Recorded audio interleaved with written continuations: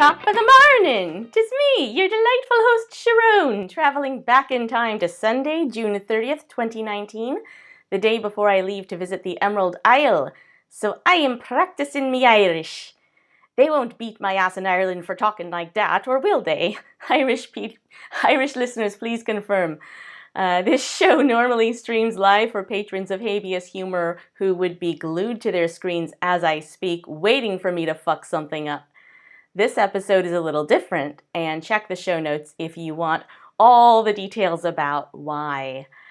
Before we move on, I want to say thank you times a million to everyone that has been watching on YouTube and subscribing to the Habeas Humor channel. See that subscribe button down below? Please hit that now if you have not. Remember, the show still is available in audio podcast format, so no need to miss out if you are driving, watching porn, or otherwise do not have enough eyesight bandwidth for me. No fat jokes. I apologize for any ableism that is implied in that last bit, as I realize some members of the audience may be blind or otherwise visually impaired.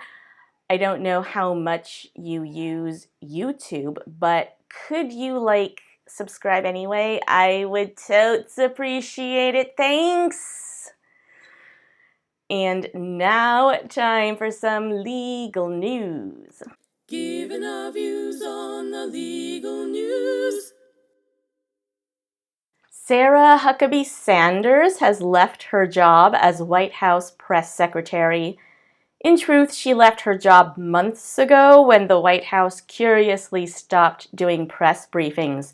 But now we can stop paying her.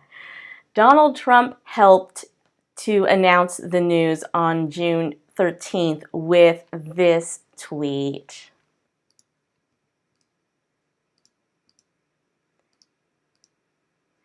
After 3.5 years, our wonderful Sarah Huckabee Sanders will be leaving the White House at the end of the month and going home to the great state of Arkansas. Well, first of all, what does he mean by, the wonderful Sarah? Our wonderful Sarah. Is he saying goodbye to a high-level White House official or, the Good Witch of the North? It's something I'm curious about there, first of all, by the way he phrases that. Secondly, what 3.5 years are we talking about? The election was November 2016, and Trump moved into the White House in 2017, so the longest amount of time the wonderful Sarah could have been there is 2.5 years. Donald, were you trying to do arithmetic? Leave that to the mathematicians. In fact, let them handle anything to do with real numbers. You're flying too close to the sun. No one looks for objective data from you, Donald, not even your own base. Whenever you feel the need to name a discrete number, let it go and just describe a vague idea of the number instead, the way you normally do,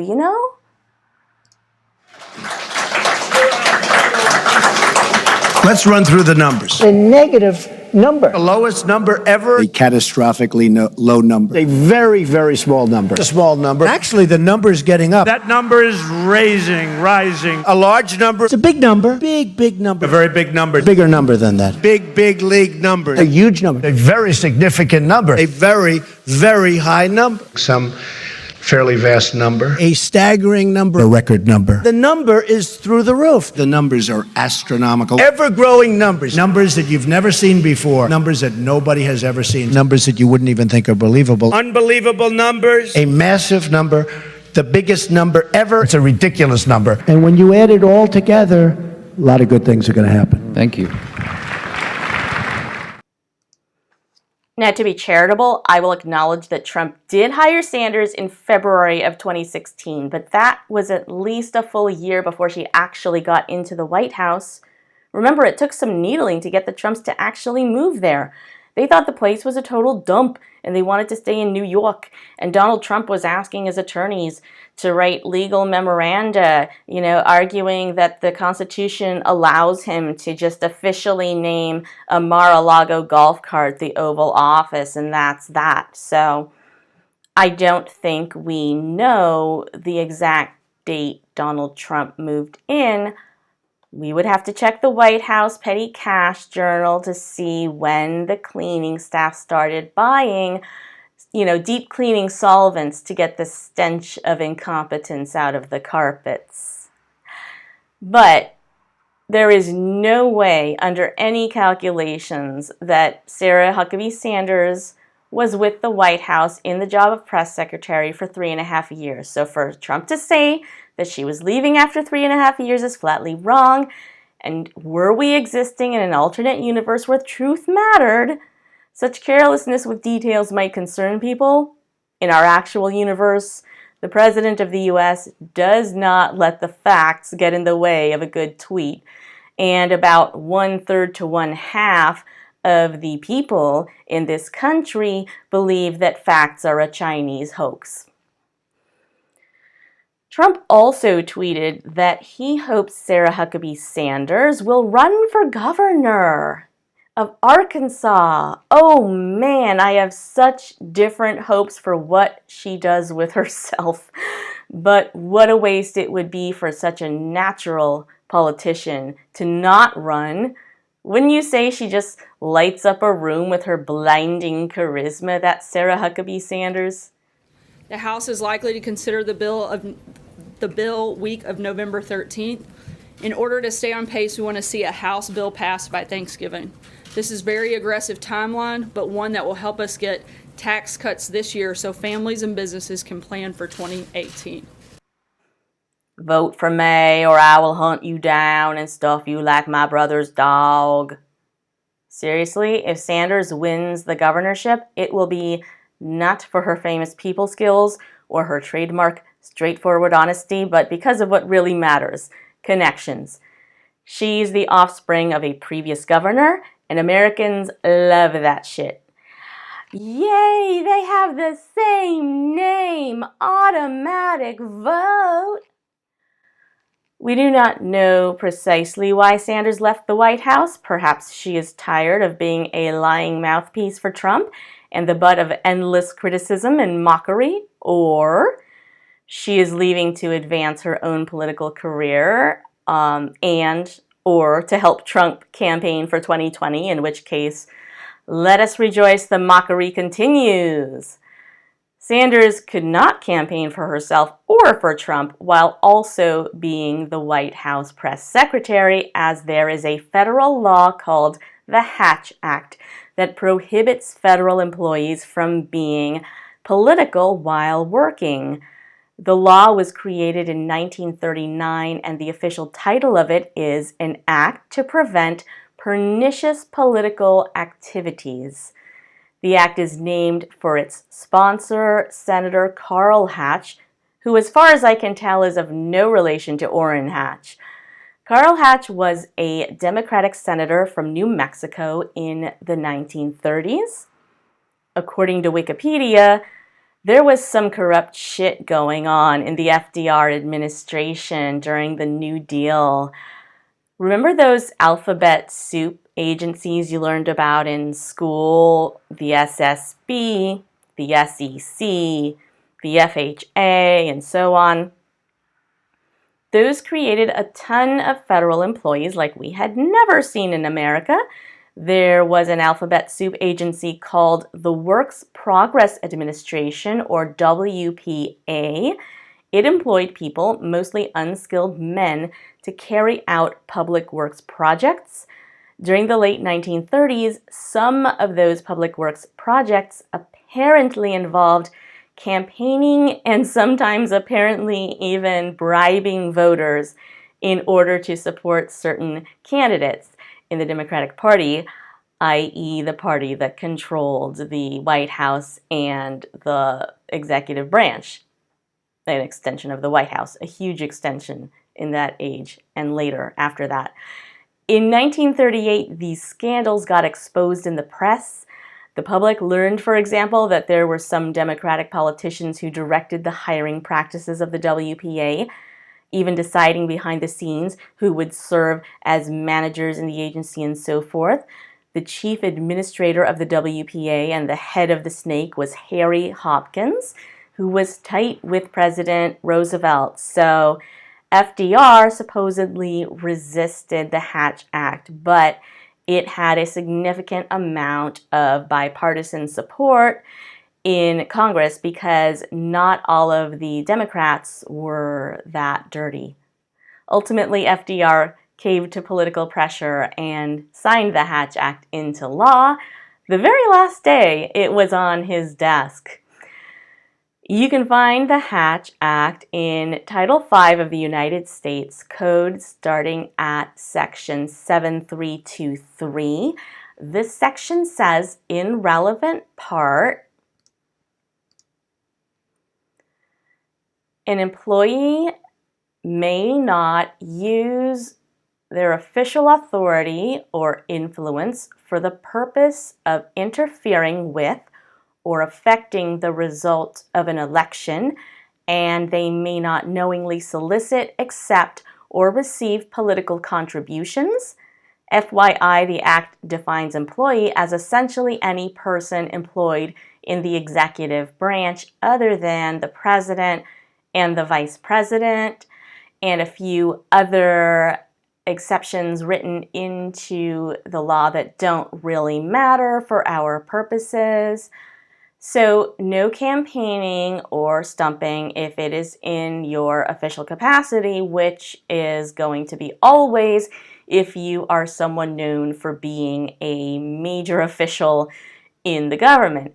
You don't get to just say, yeah, I am the White House press secretary, but I am appearing here on Fox News as a private citizen who just happens to think Donald Trump is the second coming of Jesus.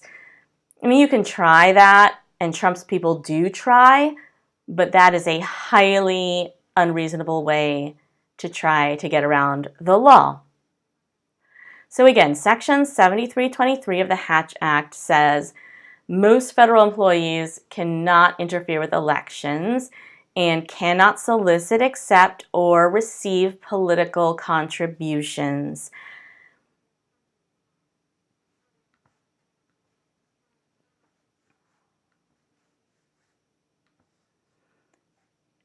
Then there is Section 7324, and that says in relevant part that no political activity whatsoever by federal employees while on duty or in any official federal government building or while wearing their government uniforms or government flair or while in any official federal government car. No political activity. So if you are a federal employee trying to leak some dirt or something about the administration, and let's say your code name is Loose Sphincter or whatever, and you go to a parking garage at 3 in the morning to meet with a reporter, at least wear your civvies and drive your own car. You still will be breaking laws, but not this one. The second part of this section contains several exceptions to the prohibition on political activity while on duty.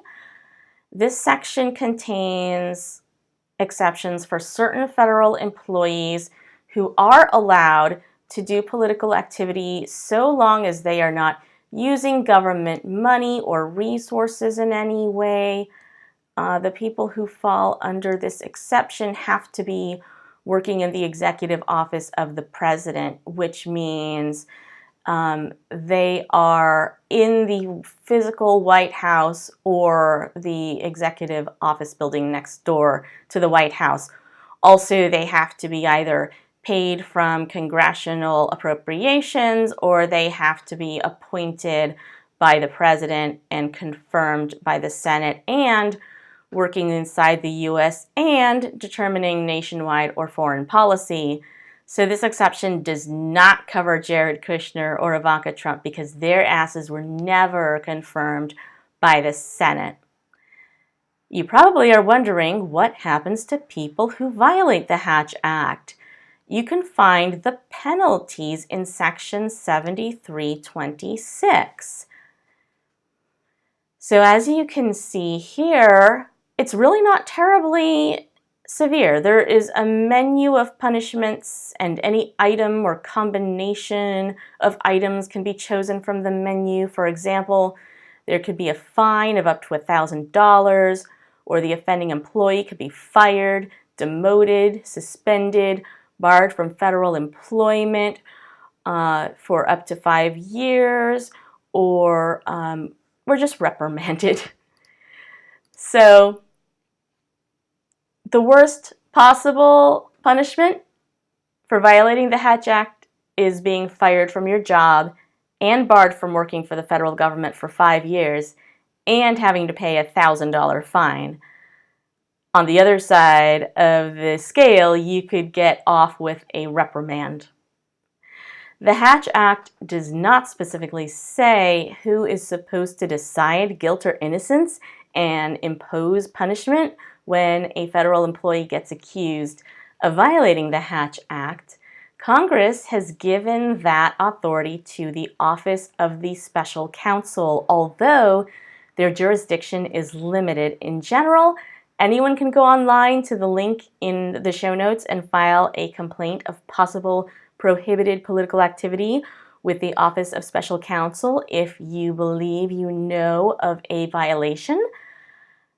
That does not apply, however, if you work for certain intelligence agencies like the CIA, the NSA, or the Armed Forces, or the FBI, and there are a handful of other exceptions to the jurisdiction of the Office of Special Counsel. All that information is available online.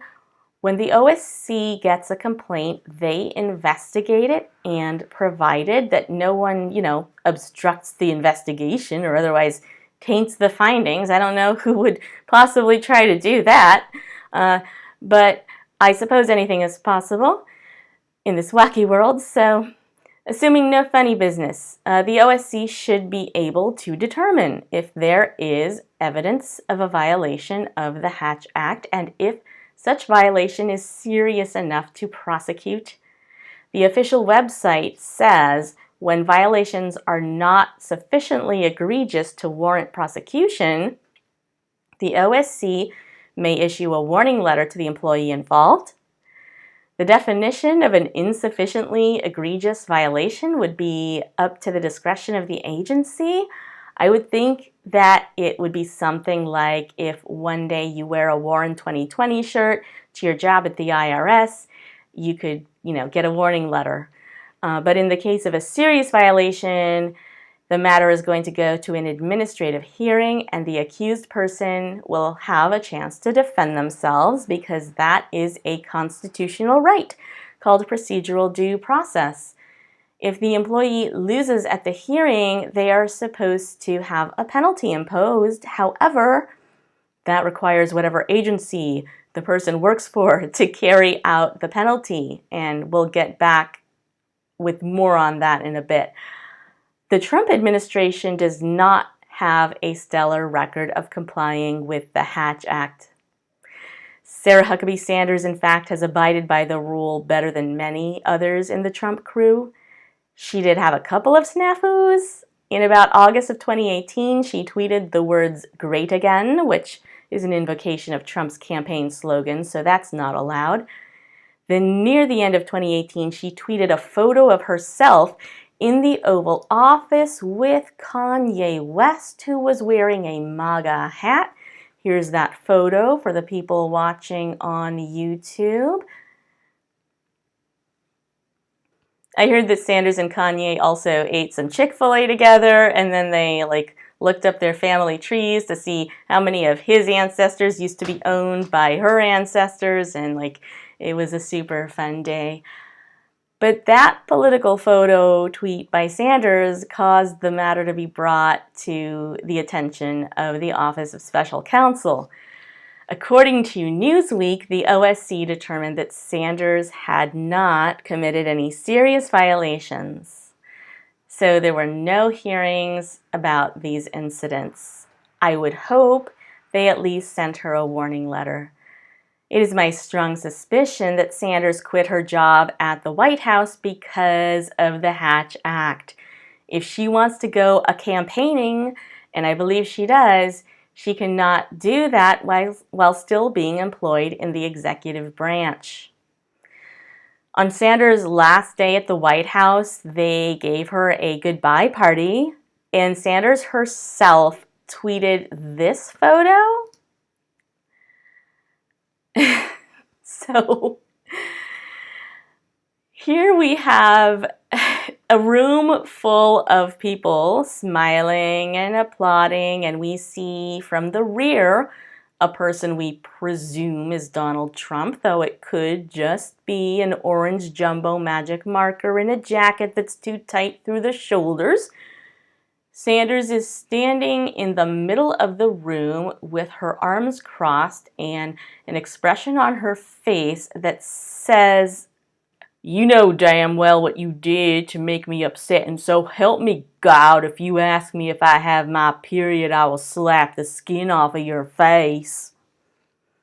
And then behind her is what I can only guess is her goodbye gift, and that appears to be a fishbowl-sized container of red cherry Mike and Ike candy. I knew Trump was cheap, but damn. Oh, sorry, I'm told that the actual gift was a free pardon if Sanders could guess the number of candies in the jar. She got it right, and there was actually a post-it that we obtained written by Trump himself with the number of candy that says a massive number, the biggest number ever. That definitely is a Trump description of a number. So there went the member of Trump's staff that has perhaps been the most compliant with the Hatch Act. In fact, during congressional hearings on White House ethics, Sanders actually was mentioned by Representative Ocasio-Cortez as an example of someone in the Trump administration who knows the Hatch Act and mostly follows it, thereby demonstrating that such understanding is possible. You see, these days, before you can try to nail a Trump official for breaking the law, you have to first establish that the person was not in fact so dumb that they didn't know there was a law against whatever thing they did. Oh, what? That was illegal? Sorry, I must have misunderstood the rules. Let's take a look at Congress.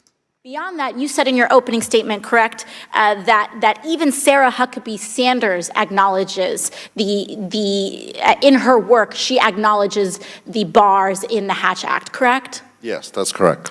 Okay, so we have many members of the president's own administration who honor the law and respect the law. Whoa, sounds like someone in the White House broke the law again? Who could it be? Was it Ivanka, who once tweeted a photo of a Trump campaign sign and typed, quote, "4 years ago today, I introduced my father at Real Donald Trump when he launched a campaign that would forever change America.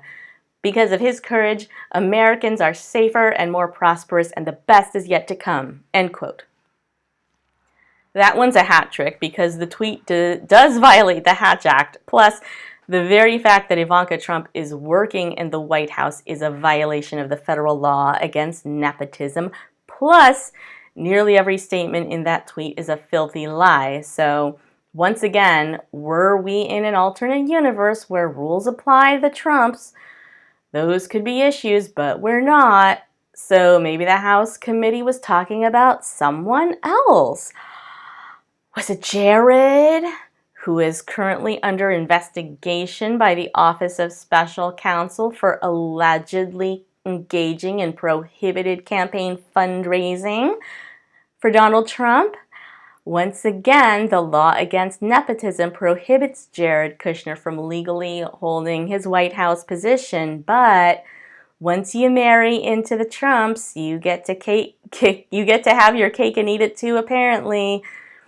Besides, we all know that Donald Trump only put Jared to work in the White House in order to cock block him, because if Jared is working, he can't be fucking Ivanka. And if Donald doesn't get to fuck Ivanka, then no one gets to fuck Ivanka. That's why Donald gave Jared that never-ending list of things to do. He had to make peace in the Middle East, and then solve global warming, and fix health care, and reform criminal justice, whatever. Terrific, just stay at work real late, Jared, real late.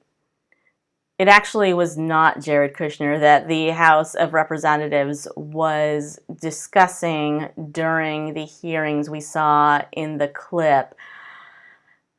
Ooh, could it have been Stephanie Grisham, former spokesperson for Melania Trump, new White House press secretary, and professional bitchy sorority girl? Let's talk about Stephanie Grisham. Here she is in North Korea having a shoving match with security for Kim Jong-un. US is good. Hey, he's good. He's fine. US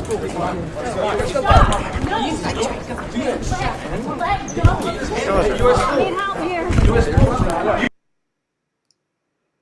Donald Trump stopped on by North Korea after doing the G20 summit in Japan because there is no despot he won't pal around with. Wait, you kill kids in camps? No way! Me too! They took some photo ops.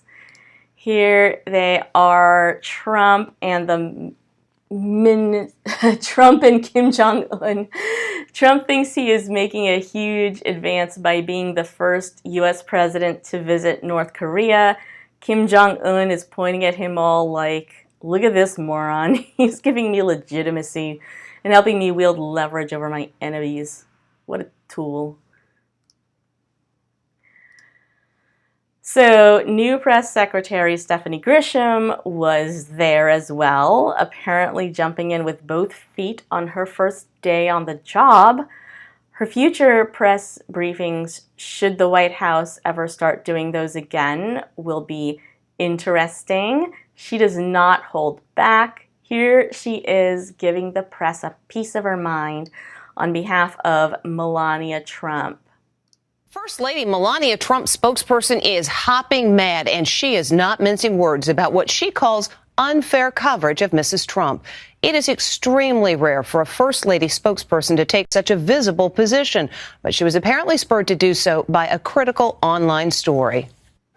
Team Melania is fighting back. We're defending ourselves. In her first TV interview, the First Lady spokeswoman, Stephanie Grisham, appeared on Fox and Friends and lashed out at critics. The consistent negative coverage that Mrs. Trump gets is just, it's not fair. Grisham says she was speaking out after reading an op-ed on CNN.com that claimed Melania doesn't understand what it means to be First Lady. Just hours before that op-ed posted, she was at a hospital in D.C. visiting children and reading them a Christmas story.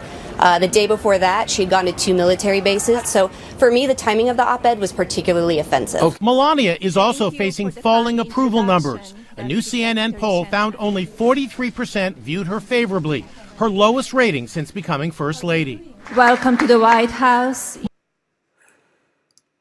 Welcome to the White House. By the way, did you notice how Melania and the kids were seated during that hospital photo op? For those who cannot see, there is this rather long bench, and Melania is sitting in the center, bundled up in a huge wool coat as if she is afraid the kids might get some of their poo on her. And we can see 2 little kids also in the picture. Presumably, they took the 2 cutest sick kids in the hospital and dressed them in cute outfits. And they sat in red with Melania, and each kid is sitting as far away from her as they can get and looking away into space as though they fear Melania will turn them to stone if they see her eyes. So, Stephanie Grisham is now the replacement for Sarah Huckabee Sanders as White House press secretary. Does she have a track record with the Hatch Act? There's been at least one substantiated complaint against her. The Office of Special Counsel found in 2018 that she did commit a violation when she tweeted the hashtag MAGA along with a photo from a 2015 Trump campaign rally. But Grisham is not the one currently on the hot seat with Congress. Rather, it is perennial Trump crony and crone Kellyanne Conway. You remember Kellyanne Conway, right? This is her at the inauguration with Hope Hicks, who, as it happens, also was called to testify before Congress on the matter of ethics violations in the Trump White House. So, what are we talking about here? Well, on June 13th, the Office of the Special Counsel sent a letter to Donald Trump indicating they had found his senior advisor, Kellyanne Conway, in violation of the Hatch Act dozens of times. The letter called on the president to remove Ms. Conway from her federal position immediately. The watchdog group CREW, which stands for Citizens for Responsibility and Ethics in Washington, had filed Hatch Act complaints against Kellyanne Conway. I presume the OSC investigated it and then took it to a hearing for which Conway did not show up. After all, the board that tries the case is not the actual employer of the person being accused. The board can only say what they think should happen, and then it has to be enforced by whomever the offending individual works for. So in Conway's case, who cares? She can blow off the hearing knowing that if she loses, Trump won't do shit. The findings of the investigation are that Conway is a repeat offender with regard to the Hatch Act. She publicly bashes Democratic candidates, which the law says she is not allowed to do. There also was a previous OSC report from March of 2018 finding that Conway had violated the law on 2 occasions by advocating for and against candidates in the December 2017 Alabama special election for United States Senate. You remember that one. That was Roy Moore versus Doug Jones, and I will let you guess which candidate Kellyanne Conway advocated for and which one she advocated against. Hint, she advocated for a child molester. On June 13th, the House Committee on Oversight and Reform sent Conway a letter inviting her to testify regarding her failure to comply with federal laws, including ethics laws and the Hatch Act. That was the language in the letter. She was supposed to RSVP yes or no within 4 days, but she was fashionably late. It took 11 days until White House counsel sent a letter to Congress on June 24th, politely declining their invitation and claiming that Conway does not have to testify about anything on account of absolute immunity. On Wednesday, June 26th, the committee held a hearing to examine the recommendation of the OSC that President Trump remove Counselor to the President Kellyanne Conway from federal service in the event that Conway failed to appear, and she had said she would fail to appear. The committee was going to hold a business meeting to consider a subpoena. Conway did fail to appear as she said she would, and the committee voted 25-16 in favor of subpoenaing her, and she, of course, is fighting that subpoena. The committee did hear on Wednesday from special counsel Henry Kerner. He testified that Conway's conduct created an unprecedented challenge to his ability to enforce the Hatch Act. It would appear that no previous White House staff has ever blatantly disregarded the law this much. First time for everything. Kerner said that Conway's violations of the law, combined with her unrepentant attitude, are unacceptable from any federal employee, let alone one in such a prominent position. By the way, Kerner is not known for being liberal or anti-Trump. He was chosen for his job by Trump, and his history before that was working for ultra-conservative politicians. As we have come to expect, the most dramatic moments of the hearing happened when Representative Alexandria Ocasio-Cortez had the floor. Ocasio-Cortez. Thank you, Mr. Chair. You know, there's been a lot of comments made about the ambiguity of the Hatch Act, which I think is overall quite clear in its intent in saying we cannot use our official government capacities for partisan political purposes. That's a pretty clear line. And if there's any question about that, we ask. And in fact, I think that the proof of the clarity of the Hatch Act comes in what just happened earlier this year in the largest government shutdown in American history. Because we had 800,000 federal workers, from air traffic controllers to far beyond, to federal employees at the State Department here, 800,000 workers who are all subject to that same Hatch Act, and they knew what the rule was. They weren't getting paychecks.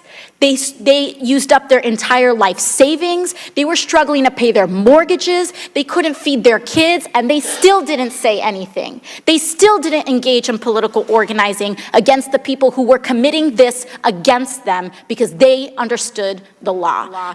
The violations here, to the extent and the repetitiveness to which they are being committed, is unique to Ms. Conway, correct? Yes. Okay, and with that, I would like to show you all a video that highlights many of the violations that the Office of Special Counsel detailed in its report. Anything times 0 equals 0, simple multiplication. So 50 Democrats can run, 19 are now running, but if your message is 0, it's a big 0. There's no strategy I see. You've got Bader O'Rourke and you've got Cory Booker promising that they would nominate a woman to be the VP. Do they not think the women running are good enough to be president? Stop the nonsense, everybody, about we are for all women. We are pro-women. We are for independent thinkers. You have Elizabeth Warren running for president. She tried to appropriate somebody else's ethnicity. She lied about that. They've got a bunch of, I like to say, I don't see any presidential timber yet, just presidential wood chips. Yeah, Kelly. And the women are complaining too. I see women on TV complaining about the female candidates aren't covered the same. That's just hogwash. They just have terrible ideas. But you can change the A to an O and get oh my instead of Amy there, because I don't think that was a very impressive rollout. Kirsten Gillibrand this weekend in her 50s, apparently was the first time she's ever eaten fried chicken, and she waited for the cameras to roll. I mean, this is just silly stuff. The only difference between Bernie Sanders and Donald Trump is Bernie Sanders' ideas are terrible for America, and Donald Trump was a much better candidate, had connective tissue with the people. I think Biden's timing actually benefits him because the Democrats seem really desperate to find an alternative to Bernie Sanders. Are you aware of any other senior aide to a president who has systematically violated the Hatch Act to this extent by attacking the potential opponents of the president? I am not aware. And I think this right here gets at the core of what we're talking about today, is that this is not even partisan, because members of Trump's own administration do not violate the law, this law, to the extent that she does. She is being subject to these reports because she is unique in her flagrant violation and disrespect for the law. And frankly, when she doesn't show up to her own congressional hearing today, she's not just disrespecting Democrats. I don't mind. That's something that she does on TV every day. She disrespects the entire body. She disrespects every Republican member of this body and disrespects the power that each and every single one of us has.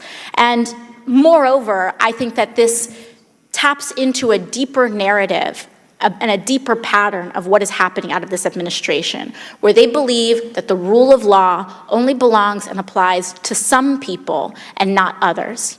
Right here and now, we're about 20 years away from the Central Park Five, where the president put out a full-page ad demanding the death penalty for 5 black and brown boys, boys, they were not yet 18 years old, demanding the death penalty for something they were accused of and innocent of. And here we have just documented evidence of multiple times of violation of the same law, and he won't even issue a slap on the wrist. This is a pattern about some people being subject to the rule of law and others not. And when that happens, there is no rule of law at all. I do want to make sure to give due credit to the other Democrats on the committee who also did a great job talking about what Kellyanne Conway did wrong and why it is a big deal. Granted, it's an easy issue. The law is simple. Conway violated the law many times and Donald Trump doesn't give a damn. Really, the only person on the committee who seemed to struggle with this was Republican James Comer from Kentucky. Here he is in the hearings. All right, let's thank you, Mr. Kerner. So we go back to this is your interpretation of the Hatch Act.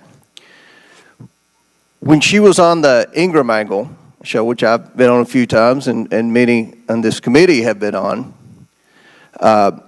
again, she was asked about Elizabeth Warren's claims of her Native American ethnicity.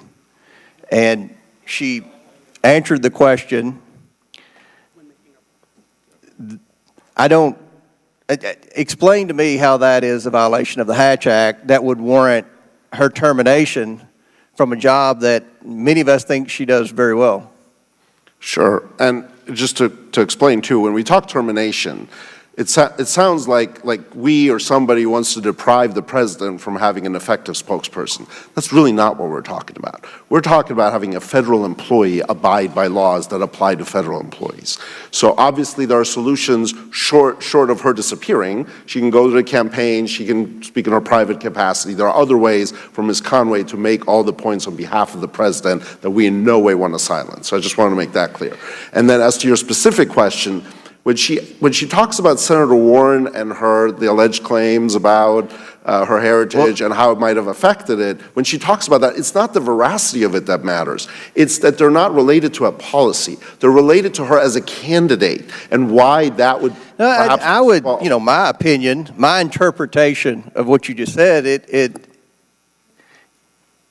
if you misrepresent your race in order to take advantage of affirmative action laws, that's a serious issue. I don't think that's a unique presidential partisan issue to point in general. I mean, if she was asked the question, she answered the question to the best of her knowledge factually, and in my opinion, what I read, that has the potential to be factual. But I think that we need to examine the Hatch Act moving forward. I'm glad that we've had some production here to where we can, in a bipartisan way, figure out the correct intent of the Hatch Act as we move forward to where we don't create a scenario where someone who's doing her job and her reputation is tarnished because of a misunderstanding of the Hatch Act. Mr. Chairman, I yield back. Now, while Kellyanne Conway did not show up to the hearing to speak for herself, Representative Comer did raise for her, as you saw there, the old defense of, oh no, I didn't know that was against the law. I misunderstood the rules. AOC, on the other hand, concisely and passionately set forth why Donald Trump is the very last person who should be given a pass on breaking the law. The press has tried to get a response from Trump on this matter, but his office is not doing press briefings right now. He might tweet about it. Meh, the law isn't my type. Well, I'm going to stop talking now about Kellyanne Conway and start talking about Bridget and Kelly, because this is another good legal news story that came up during the last week, and the similarity of the names is like a built-in segue. Bridget Ann Kelly was an aide to Chris Christie when he was the governor of New Jersey. Kelly took the biggest fall, or arguably the biggest fall, maybe the second biggest, for the Bridgegate scandal. As you may recall, September 9th, 2013 started a period of several days during which 3 traffic lanes were closed during morning rush hour at a massively busy on-ramp to the George Washington Bridge in Fort Lee. The GW is the busiest motor vehicle bridge in the world, and this happened during one of the busiest traffic times of the year. It is also one of the only ways, this bridge that is, one of the only ways to commute into New York from New Jersey and to get between Manhattan and the Bronx. So the clusterfuck that resulted from these closures was epic, and it was completely unexpected because no one had been informed about it in advance, not even the police. It is difficult enough to get somewhere on time during commute hours in the New York area, which everywhere else are just called hours because, like, they don't stop commute time. It's always commute time around here. If a vehicle actually needs to get someplace quickly, like an ambulance, good luck. And that's just under normal circumstances. When those lanes closed, no one could go anywhere, and at least one person died. There was a 91-year-old woman named Florence Genova who had a heart attack, and they did not make it in time. And then there were all the commuters, people who live in Fort Lee typically only have to travel for about half an hour to get to work in Manhattan. Consequently, it costs a fortune to live in Fort Lee. But during the bridge crisis, that 30-minute commute turned into 4 hours. It was soon discovered that there was no legitimate reason for the lane closures. It actually was done as an act of political retaliation, and it is a kind of fuck you that only someone from Jersey could think up. But where the plan went wrong was that if you pull something like that on people from New Jersey, they don't just let it go and get on with their day. They will unrelentingly hunt down whomever is responsible, and they did. It turns out there was a conspiracy among high-ranking people in the state government, and that conspiracy sprung some leaks. Sources such as secret emails revealed that the closings were ordered by David Wildstein, who is a former political blogger in New Jersey, and he went to high school with Chris Christie. So during the time that Chris Christie was the governor, Wildstein worked as the director of interstate capital projects at the Port Authority, which is a joint agency run by the states of New York and New Jersey to handle all the bridges and tunnels and public transportation between New York and New Jersey. Wildstein's job, as the New York Times put it, was to keep a firm hand on New Jersey's interests. Bada bing.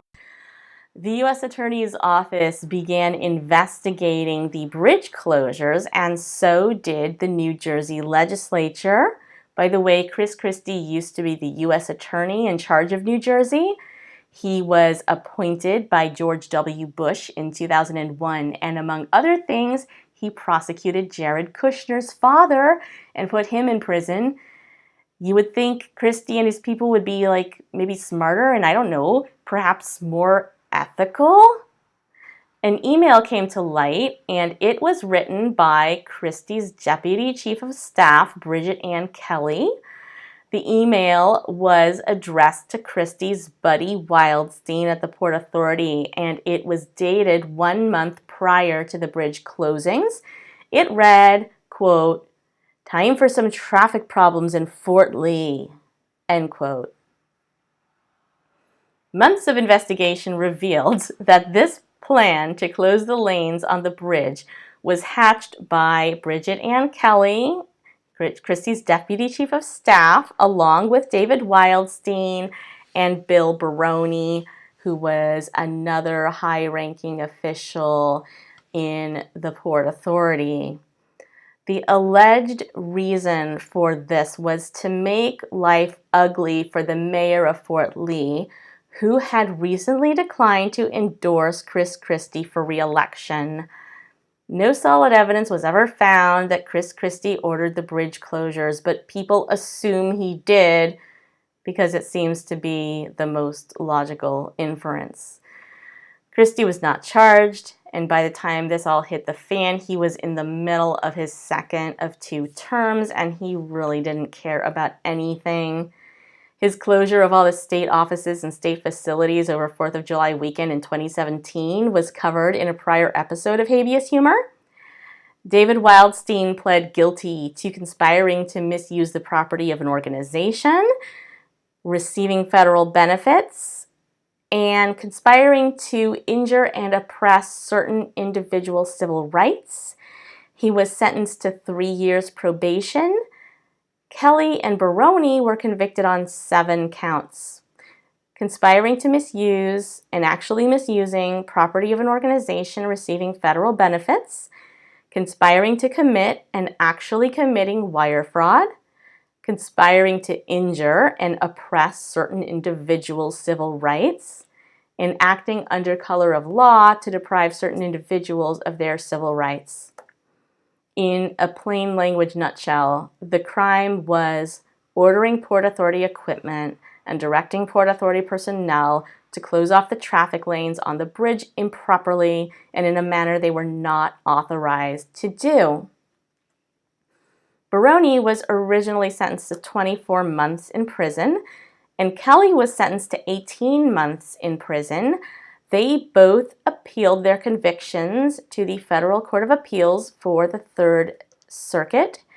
In a unanimous opinion, the court threw out the 2 civil rights convictions but affirmed the other 5 counts.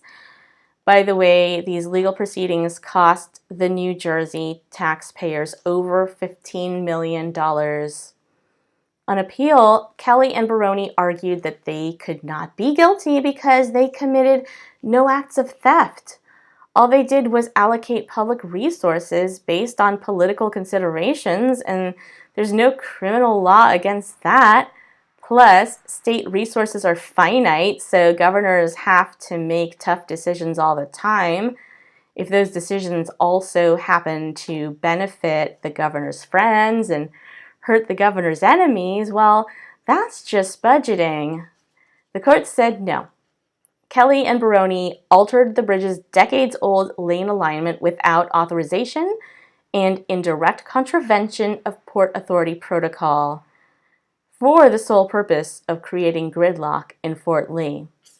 To execute their scheme, they conscripted 14 Port Authority employees to do sham work in pursuit of no legitimate Port Authority aim. The fact that the defendants were politically motivated does not remove their intentional misconduct from the ambit of the federal criminal law.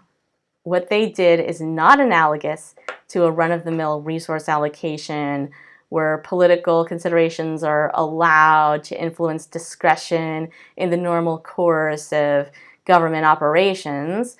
If it was, then there would be some kind of legitimate justification for doing what they did on the bridge.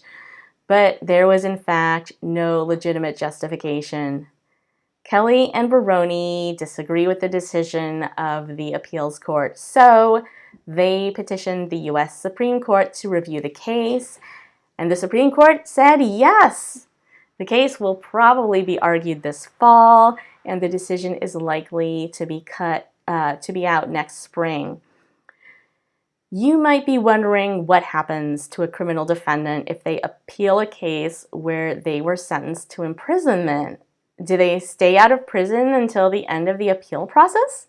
Usually not, but it depends on whether this is a federal or state case, and it depends on whether we are talking a misdemeanor in municipal court or felony in superior court. It also may depend on connections, money, and power, as does everything in the justice system. I once was appointed by the state of New Jersey to do an appeal for someone who was convicted of a DUI in New Jersey municipal court. There was some jail time in the sentence, but the client was allowed to stay out of jail pending the appeal, which I won for him. Yay me! In the case of Bill Baroni, he started his prison sentence in April, so no waiting out the appeal for him.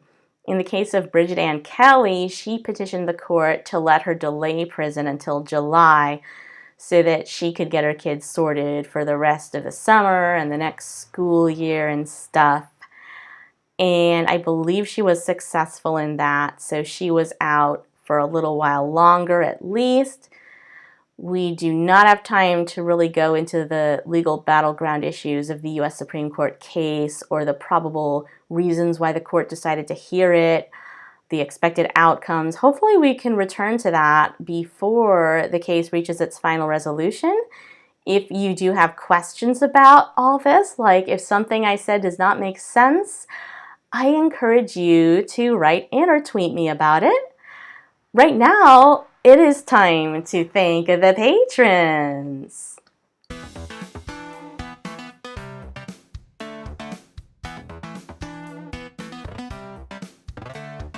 It's time to thank our awesome patrons.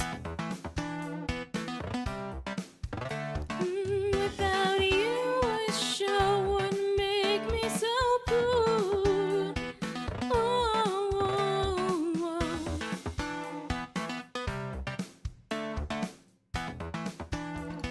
This show is made possible by the pledges of generous and wonderful people who contribute $1 a show, and in some cases even more.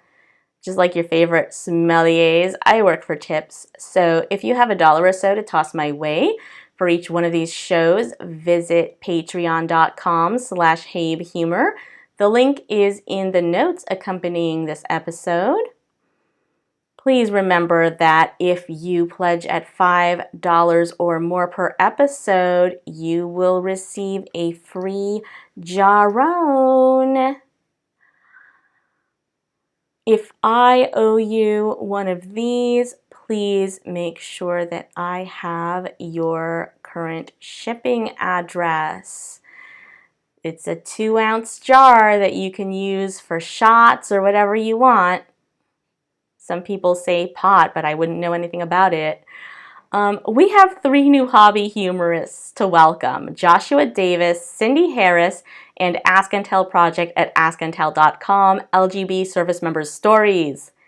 The hero humorists pledging $5 are Phil Stark, It's a Me, Keith Davies, and brand new hero humorist Brusque Platypus. Yay! Thank you all. On the Herculean humorist tier, the $10+ per show level, we have the amazing Locusts with Pitchforks and Glow Sticks, Brian Banofsky, and top patron Dan Griffith. Finally, we received a most generous PayPal contribution from Adam T. Thank you so very much, Adam. For everyone else, if you have not already done so, please go to Apple Podcasts/iTunes right now and rate Habeas Humor 5 stars. It's fast and free, and it helps the show get ranked higher, which means more listeners. We have not been able to crack the top 200 in our category for a while, although several of you did submit ratings and reviews, and thank you so very much. Each one helps, and we are steadily growing in the ratings. Have you subscribed to Habeas Humor on YouTube and thumbs up our videos? That actually can directly make money for the show if we get enough subscribers. So please do that. HabeasHumor.com is up and running, so it is your one-stop shop for watching, listening, supporting, communicating, and sending your friends. And it's time now for our favorite segment, audience participation. Audience participation, playing along at home.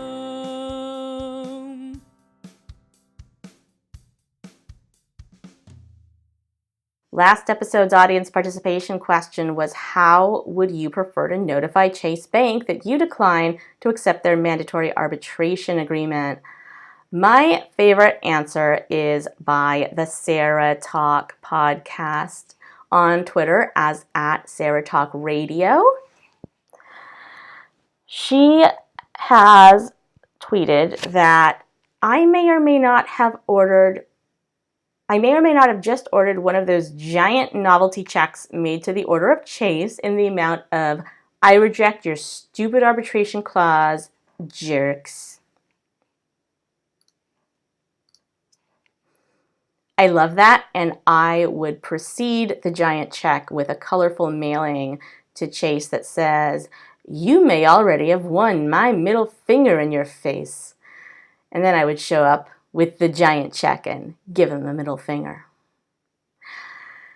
For this week's audience participation, please draft an update to the penalty portion of the Hatch Act, as it is so very toothless and outdated, just like my grandmother. Kidding, she's dead. What should happen to people like Kellyanne Conway and Jared and Ivanka when they misuse their positions to wield political influence? To answer audience participation, share this episode on Twitter or Facebook with your answer written in and hashtag it HHAP. I will choose my favorite response and read it on the next episode. Please share the show liberally and tell all your friends. And as always, do not take any legal advice from this show or get any big ideas about an attorney-client relationship being formed, because this is for your entertainment only, and I may not know what I'm talking about.